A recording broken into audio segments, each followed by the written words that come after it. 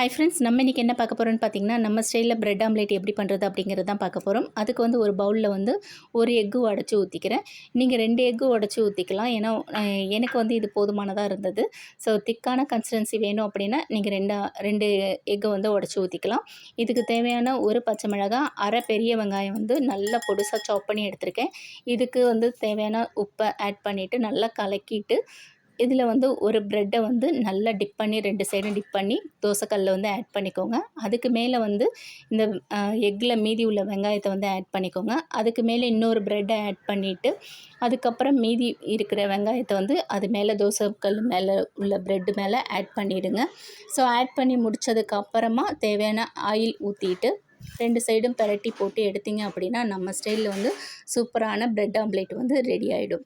So நிறைய watchers வரீங்க. So என்னோடய சேனலை வந்து சப்போர்ட் பண்ணுறதுக்கு ரொம்ப ரொம்ப தேங்க்ஸ்.